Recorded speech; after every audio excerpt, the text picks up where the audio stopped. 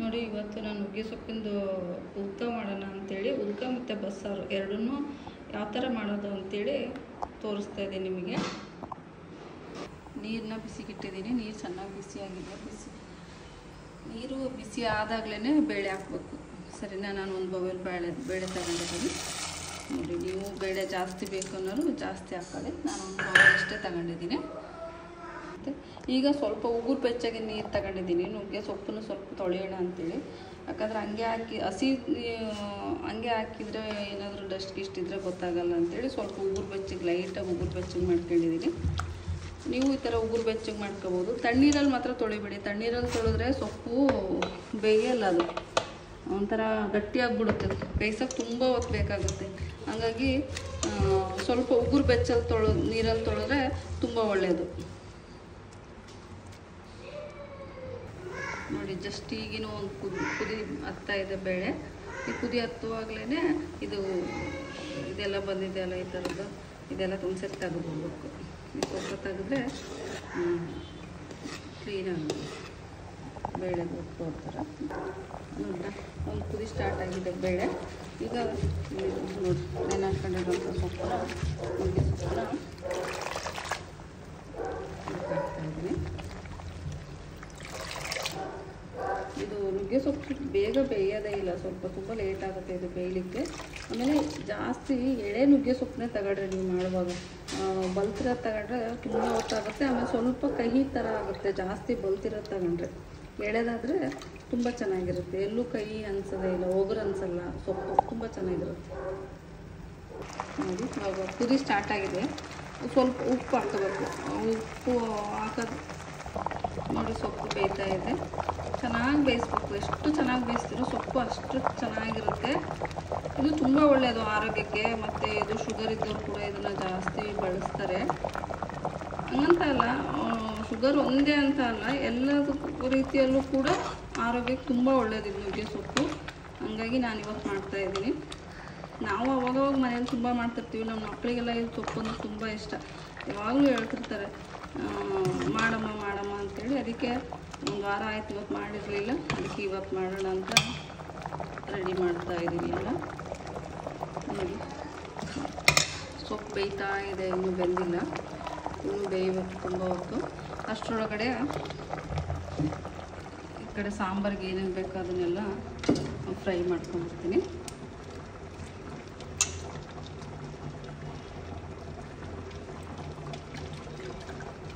ಹಸಿಮೆಣಸಿನಕಾಯಿ ಫ್ರೈ ಮಾಡ್ಕೊತೀನಿ.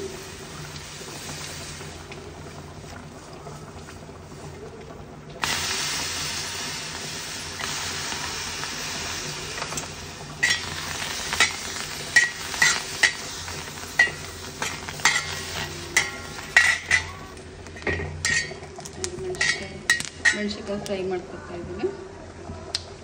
ಸ್ವಲ್ಪ ಲೈಟಾಗಿ ಎಣ್ಣೆ ಹಾಕಿದ್ರೆ ಸ್ವಲ್ಪ ಖಾರ ಕಡಿಮೆ ಆಗುತ್ತೆ, ಚೆನ್ನಾಗಿರುತ್ತೆ.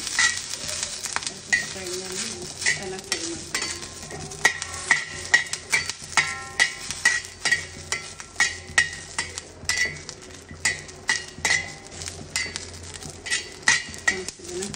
ನೋಡಿ, ಫ್ರೈ ಆಗಿದೆ.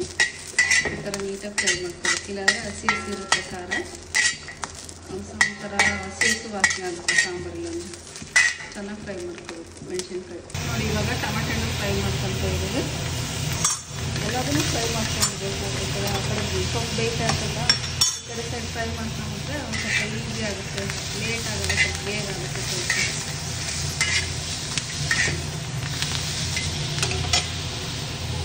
ಸ್ವಲ್ಪ ಎಣ್ಣೆ ಹಾಕ್ತಾ ಇದ್ದೀನಿ.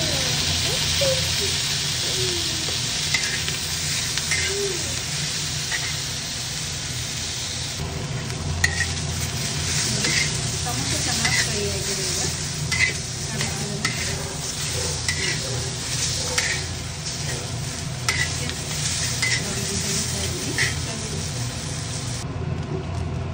ನೆಕ್ಸ್ಟು ಈರುಳ್ಳಿ, ಬೆಳ್ಳುಳ್ಳಿ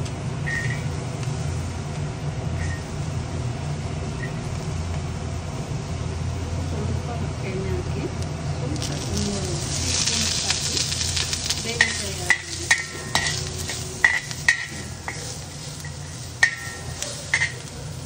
ಆ ಕಡೆ ಎಲ್ಲ ಫ್ರೈ ಮಾಡ್ಕೊಳ್ಳೋದ್ರೊಳಗೆ ಈ ಕಡೆ ಸೊಪ್ಪು ಬೇಯ್ತಾ ಇದೆ. ಇನ್ನೊಂದು ಸ್ವಲ್ಪ ಬೇಯಬೇಕು. ಮುಕ್ಕಾಲು ಭಾಗ ಬೆಂದಿದೆ, ಇನ್ನೊಂದು ಕಾಲು ಭಾಗ ಬೇಯಬೇಕು. ನೋಡಿ ಕಾಣಿಸ್ತಾ ಇದ್ದೇನೆ. ಇನ್ನೊಂದು ಸ್ವಲ್ಪ ಬೇಯಬೇಕು. ಸ್ವಲ್ಪ ಗಟ್ಟಿ ಅನಿಸ್ತೀನಿ.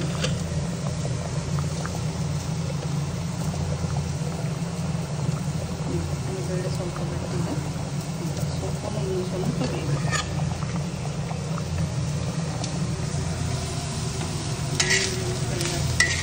ಫ್ರೈ ಆಗ್ತಾ ಇದೆ.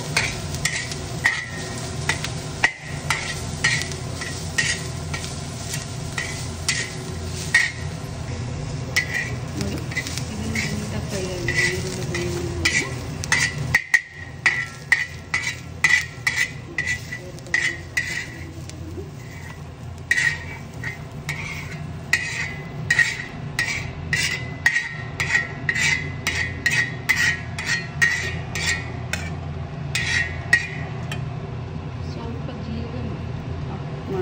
ಸ್ವಲ್ಪ ಜೀರಿಗೆ ಬಿಸಿ ಮಾಡ್ಕೋಬೇಕು.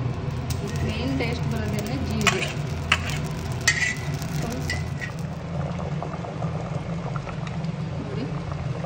ನೋಡಿ ಇವಾಗ ಸೊಪ್ಪು ಎಲ್ಲ ಬೆಂದಿದೆ ನೋಡಿ ನೀಟಾಗಿ.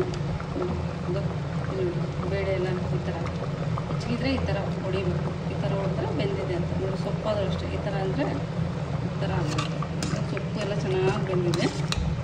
ನೋಡಿ ಇವಾಗ ಏನು ಮಾಡ್ತೀನಿ ನೋಡಿ. ನೆಕ್ಸ್ಟ್ ಎಲ್ಲ ಈ ಥರ ಎಲ್ಲ ರೆಡಿ ಮಾಡಿ ಇಟ್ಕೊಂಡಿದ್ದೀನಿ. ಹಸಿ ಕೊಬ್ಬರಿ, ಈರುಳ್ಳಿ, ಬೆಳ್ಳುಳ್ಳಿ ಎಲ್ಲ ಫ್ರೈ ಮಾಡಿದ್ದು, ಟೊಮೊಟೊ, ಮೆಣಸಿನ್ಕಾಯಿ ಮತ್ತು ಇದಕ್ಕೆ ಸ್ವಲ್ಪ ಕೊತ್ತಂಬರಿ ಆ್ಯಡ್ ಮಾಡ್ತೀನಿ ನೋಡಿ. ಈ ಥರ ಪುಟ್ಟಿ ಇರುತ್ತಲ್ಲ, ಸೊಪ್ಪಿನ ಪುಟ್ಟಿ ಅಂತಾರೆ ನಮ್ಮ ಕಡೆ, ನೀವೇನಂತಿರೋ ಗೊತ್ತಿಲ್ಲ. ಈ ಥರ ಪುಟ್ಟಿಯಲ್ಲಿ ಹಾಕಿದರೆ ಸೊಪ್ಪು ಸಪ್ರೇಟು ಮತ್ತು ನೀರು ಸಪ್ರೇಟು ಆಗುತ್ತೆ. ನೋಡ್ತಾ ನೋಡಿ ಈ ಥರ ಸಪ್ರೇಟ್ ಆಗುತ್ತಲ್ವ. ಇವಾಗ ಇದಕ್ಕೆ ನೋಡಿ ಆವಾಗಲೇ ತೋರಿಸ್ದಂತ ಟೊಮೊಟೊ, ಹಸಿಮೆಣಸಿನ್ಕಾಯಿ, ಈರುಳ್ಳಿ, ಬೆಳ್ಳುಳ್ಳಿ ಎಲ್ಲ ಹಸಿ ಕೊಬ್ಬರಿ ಅದೆಲ್ಲ ಪೇಸ್ಟ್ ಮಾಡಿ ಇಟ್ಕೊಂಡಿದ್ದೀನಿ. ಈಗ ಅದನ್ನು ಮಿಕ್ಸ್ ಮಾಡ್ತೀನಿ ಅದರಲ್ಲಿ.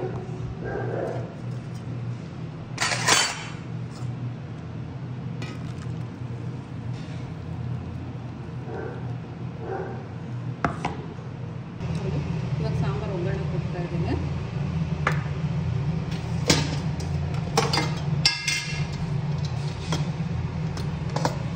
ಈ ಥರ ಸಾಂಬಾರಾದರೆ ಮುದ್ದೆಗೂ ಅನ್ನಕ್ಕೂ ಎಲ್ಲದಕ್ಕೂ ತುಂಬ ಚೆನ್ನಾಗಿರುತ್ತೆ.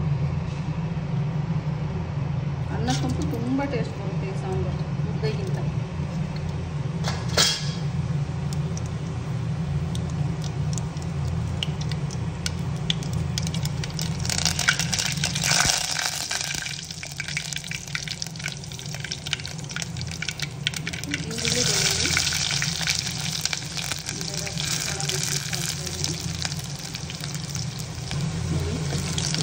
ಚೆನ್ನಾಗಿ ಫ್ರೈ ಆಗಿದೆ. ಅದು ಒಂಥರ ಸ್ಮೆಲ್ ಬರುತ್ತೆ. ಎಣ್ಣೆ ಫ್ರೈ ಆದಾಗ ಆ ಥರ ಸ್ಮೆಲ್ ಬಂದರೆ ಎಣ್ಣೆ ಒಗ್ಗರಣೆ ಚೆನ್ನಾಗಾಗಿದೆ ಅಂತೀವಿ. ಇಲ್ಲಾಂದರೆ ಒಂಥರ ಸೇಸಿ ವಾಸನೆ ಬರುತ್ತೆ ನೋಡಿ. ಈಗ ಅದು ಒಗ್ಗರಣೆನ ಹಾಕಿದ್ದೀನಿ. ಈಗ ಅದು ಎಲ್ಲ ಮಿಕ್ಸ್ ಮಾಡ್ತಾ ಇದ್ದೀನಿ. ಈ ಥರ ತುಂಬ ಚೆನ್ನಾಗಿರುತ್ತೆ ಸಾಂಬಾರು. ಮಾತ್ರ ಭಾಳ ಟೇಸ್ಟ್ ಎಕ್ಸಲೆಂಟ್ ಇರುತ್ತೆ ಈ ಥರ ಸಾಂಬಾರು. ಇದಕ್ಕೆ ಉಪ್ಪು ನೋಡಿ, ಉಪ್ಪನ್ನ ನೋಡಿ ಹಾಕ್ಕೊಳ್ರಿ. ಯಾಕಂದರೆ ಸೊಪ್ಪಿಗೂ ಉಪ್ಪು ಹಾಕಿ ಬೇಯಿಸಿರ್ತೀವಲ್ವ, ಹಂಗಾಗಿ ರಸದಲ್ಲಿ ಉಪ್ಪಿರೋದ್ರಿಂದ ನೋಡಿ ಎಷ್ಟು ಬೇಕೋ ಅಷ್ಟು ಹಾಕ್ಕೊಳ್ರಿ. ಕಡಿಮೆ ಆದರೆ ಮತ್ತೆ ಹಾಕ್ಕೋಬೋದು, ಮತ್ತು ಜಾಸ್ತಿ ಆದರೆ ವೇಸ್ಟ್ ಆಗುತ್ತೆ. ನೋಡಿ ಲಾಸ್ಟ್ಗೆ ಸ್ವಲ್ಪ ಅರಿಶಿನ ಪುಡಿ ಹಾಕಿ ಚೆನ್ನಾಗಿ ಕುದಿಯೋಕ್ಕೆ ಬಿಡಬೇಕು. ಎಷ್ಟು ಚೆನ್ನಾಗಿ ಕುದೀತದೆ ಸಾಂಬಾರು ಅಷ್ಟು ಟೇಸ್ಟ್ ಇರುತ್ತೆ. ನೋಡಿದ್ರಲ್ಲಿ ಎಷ್ಟು ಘಮ ಘಮ ಅಂತ ವಾಸನೆ ಬರುತ್ತೆ. ಕುದ್ರಂತೂ ಇನ್ನೂ ಚೆನ್ನಾಗಿರುತ್ತೆ ಸಾಂಬಾರು. ನೋಡಿ ಇದು ಸೊಪ್ಪನ್ನ ಈ ಥರ ಸ್ವಲ್ಪ ಹೊತ್ತು ತಣ್ಣಗಾಗಲಿಕ್ಕೆ ಬಿಡಬೇಕು. ತಣ್ಣಗಾದ್ಮೇಲೆ ಇದನ್ನು ಹಿಂಡಬೇಕು. ಈ ಥರ ನೋಡಿ, ಈ ಥರ ಹಿಂಡಿದ್ರೆ ರಸ ಎಲ್ಲ ಕಡಿಗೆ ಹೋಗುತ್ತೆ. ಆವಾಗ ಇದಕ್ಕೆ ಒಗ್ಗರಣೆ ಹಾಕ್ಬೋದು. ನೋಡಿ ಸಾಂಬಾರು ಕುದೀತಾ ಇದೆ.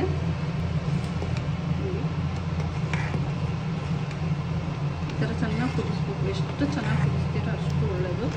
ಇದು ಚೆನ್ನಾಗಿ ಕುದಿಯೋದ್ರೊಳಗಡೆ ಸೊಪ್ಪು ಒಗ್ಗರಣೆಗೆ ಹಾಕೋಕ್ಕೆ ಏನೇನು ಬೇಕೋ ಅದನ್ನು ರೆಡಿ ಮಾಡ್ತೀನಿ ನೋಡಿ. ಇವಾಗ ಸೊಪ್ಪು ಒಗ್ಗರಣೆಗೆ ಹಾಕೋಣ ಬರ್ರಿ. ಫಸ್ಟ್ಗೆ ಎಣ್ಣೆ ಹಾಕ್ತೀನಿ.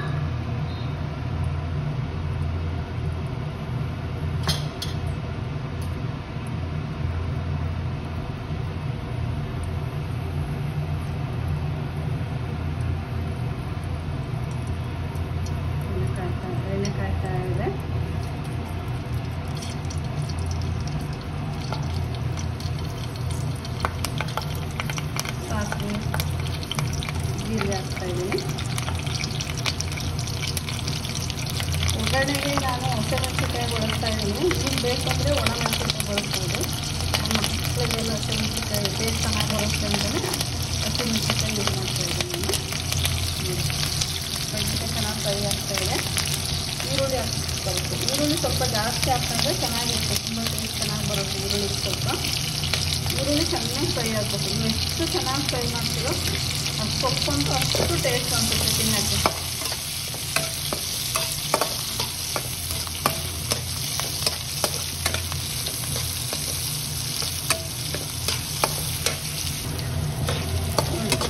ಈರುಳ್ಳಿ ಫ್ರೈ ಆಗ್ತಾಯಿದೆ. ಚೆನ್ನಾಗಿ ಫ್ರೈ ಮಾಡಬೇಕು. ಸ್ಮೆಲ್ ನೋಡೋದ್ರಲ್ಲೇ ಗೊತ್ತಾಗುತ್ತೆ ಫ್ರೈ ಚೆನ್ನಾಗಿ ಆಗಿತ್ತು ಇಲ್ಲ ಅಂತೇಳಿ. ಫ್ರೈ ಚೆನ್ನಾಗಾಗಿಲ್ಲ ಅಂದರೆ ಹಸಿ ಹಸಿ ವಾಸನೆ ಬರುತ್ತೆ.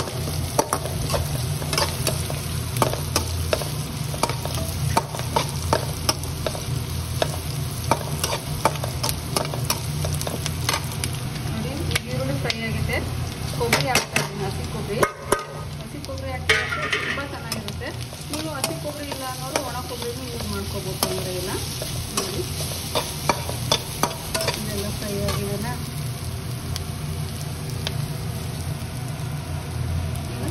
ಸೊಪ್ಪನ್ನ ಮಿಕ್ಸ್ ಮಾಡ್ತಾಯಿದ್ದೀನಿ. ನೋಡಿ ಹಿಂಡಿದ್ದೀನೆಲ್ಲ ಸೊಪ್ಪನ್ನೆಲ್ಲ ರಸ ಸಪ್ರೇಟ್ ಮಾಡಿದ್ದೀನಿ. ರಸ ಸಪ್ರೇಟ್ ಮಾಡಿದರೆ ಸೊಪ್ಪು ಉದುರಾಗಿರ್ತದೆ, ಹಾಗಾಗಿ ರಸ ಹಿಂಡಿ ತೆಗೆದಿದ್ದೀನಿ.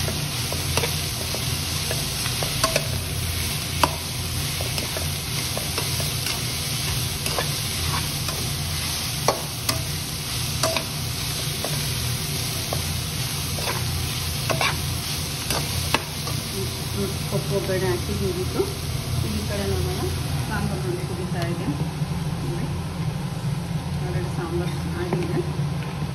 ಸ್ವಲ್ಪ ಗಟ್ಟಿ ಬೇಕು ಅನ್ನೋರು ಚೆನ್ನಾಗಿ ಕುದಿಸ್ಕೋಬೋದು.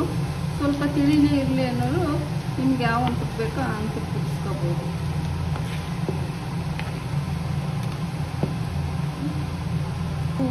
ಅನ್ನಕ್ಕೆ ಬೇಕಲ್ವ, ಹಂಗಾಗಿ ಸ್ವಲ್ಪ ತೆಳ್ಳಗೆ ಮಾಡ್ತೀವಿ ಸಾಂಬಾರು. ಅದನ್ನು ನಿಮ್ಮ ಅನುಕೂಲ, ನಿಮಗೆ ಯಾವ ಥರ ಬೇಕೋ ಆ ಥರ ಮಾಡ್ತೀವಿ.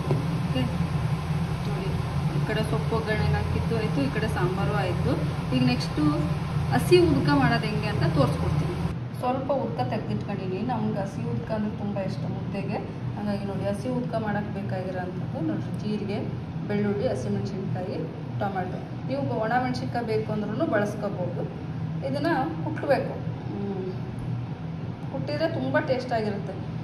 ಇಲ್ಲಾಂದರೆ ಕುಟ್ಟಕ್ಕೆ ಬರೋಲ್ಲ ಅಂತಂದರೆ ಒಂದು ಮಿಕ್ಸಿ ಜಾರಲ್ಲಿ ಸ್ವಲ್ಪ ಲೈಟಾಗಿ ಒಂದು 2-3 ಸರಿ ಹಿಂಗೆ ಗಾಲಿ ತಿರ್ಗಿಸ್ಕೊಂಡು ಮಾಡ್ಕೊಂಡ್ರೂ ಚೆನ್ನಾಗಿ ಬರುತ್ತೆ. ನೋಡಿ ಈ ಥರ ಕುಟ್ಟಿದ್ದೀನಿ, ತೆಗ್ಗುಂಡು ತಗೊಂಡು ಕುಟ್ಟಿದ್ದೀನಿ. ನೋಡಿ ಇವಾಗ ಇದಕ್ಕೆ ಆ್ಯಡ್ ಮಾಡ್ತೀನಿ. ಕೊತ್ತಂಬರಿ ಹಾಕ್ಕೊಬೇಕು. ಸ್ವಲ್ಪ ಕೊತ್ತಂಬರಿ ನಾನು ಹಾಕಿಲ್ಲ, ತೋರಿಸ್ತೀನಿ. ನೋಡಿ ಉದ್ಕ ತುಂಬ ಚೆನ್ನಾಗಿರುತ್ತೆ. ಇದಕ್ಕೂ ಸ್ವಲ್ಪ ಉಪ್ಪು ನೀವು ನೋಡ್ಕೊಂಡು ಹಾಕ್ಕೊಳ್ರಿ. ಇದರಲ್ಲಿ ಆಲ್ರೆಡಿ ಉಪ್ಪಿರುತ್ತೆ, ಹಂಗಾಗಿ ನಾನೇನು ಉಪ್ಪು ಮಿಕ್ಸ್ ಮಾಡಿಲ್ಲ. ಮತ್ತು ಸ್ವಲ್ಪ ಉಪ್ಪೇನಾದ್ರು ಕಡಿಮೆ ಅನಿಸಿದ್ರೆ ನೀವು ಒಂದು ಸ್ವಲ್ಪ ಉಪ್ಪನ್ನ ಆ್ಯಡ್ ಮಾಡ್ಕೊಳ್ರಿ. ಹುಳಿ ಏನಾದರೂ ಕಡಿಮೆ ಆಗಿತ್ತು ಅಂತಂದರೆ ಅದಕ್ಕೆ ಸ್ವಲ್ಪ ಹುಣಸೆಹಣ್ಣು ಹಿಂಡ್ಕೋಬೋದು ನೀವು. ಆಮೇಲೆ ಈ ಥರ ಗುರಾಳ್ ಪುಡಿ ಅಂತೇಳಿ ಇರುತ್ತೆ, ನಮ್ಮ ಸೈಡೆಲ್ಲ ಮಾಡ್ತಾರೆ, ಸಣ್ಣದ ಕುಸಣ್ಣಿ ಕಾಳಿಂದ ಮಾಡ್ತಾರೆ. ಆ ಥರ ಪೌಡ್ರ್ ಇದ್ದರೆ ಅದನ್ನು ಮಿಕ್ಸ್ ಮಾಡ್ಕೊಂಡಂತೂ ಇನ್ನೂ ಚೆನ್ನಾಗಿರುತ್ತೆ. ನೋಡಿ ನಾನು ಈ ಥರ ಬಾಕ್ಸಲ್ಲಿ ಯಾವಾಗಲೂ ರೆಡಿ ಮಾಡಿ ಇಟ್ಕೊಂಡಿರ್ತೀನಿ. ಚಟ್ನಿ ಪುಡಿಗೆ ಮತ್ತು ಪಲ್ಯಗಳಿಗೆ ಬೇಕಾಗುತ್ತೆ ಅಂತೇಳಿ ಸ್ವಲ್ಪ ಯಾವಾಗಲೂ ಈ ಥರ ಮಾಡಿ ಇಟ್ಕೊಂಡಿರ್ತೀನಿ. ನೋಡಿ ಈ ಥರ ಮಿಕ್ಸ್ ಮಾಡ್ಕೊಂಡಂತೂ ಟೇಸ್ಟ್ ತುಂಬ ಚೆನ್ನಾಗಿರುತ್ತೆ.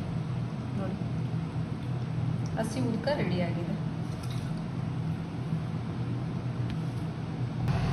ನೋಡಿ ಇದು ನಮ್ಮ ಅಜ್ಜಿ ನಮ್ಮ ಅಮ್ಮನ ಕಾಲದಾಗಳಿಂದ ಮಾಡುವಂಥ ಹಸಿ ಉದ್ಕ. ಇದು ನಮ್ಮ ಕಾಲದಾಗ ಈಗ ಡಿಫ್ರೆಂಟಾಗಿ ಮಾಡುವಂಥದ್ದು ಮಳಸಿದ ಉದ್ಕ ಅಂತಲೂ ಅಂತಾರೆ, ಬಸ್ಸಾರು ಅಂತಂತಾರೆ, ಒಬ್ಬೊಬ್ರು ಒಂದೊಂದು ಥರ ಹೇಳ್ತಾರೆ. ನೋಡಿ ಸೊಪ್ಪು ಕೂಡ ರೆಡಿಯಾಗಿದೆ. ನುಗ್ಗೆ ಸೊಪ್ಪಿಂದು ಉದ್ಕ, ಸೊಪ್ಪು ಎಲ್ಲ ರೆಡಿಯಾಗಿದೆ. ಈ ವಿಡಿಯೋ ಇಷ್ಟ ಆದರೆ ಲೈಕ್ ಮಾಡಿ, ಸಬ್ಸ್ಕ್ರೈಬ್ ಮಾಡಿ. Thank you.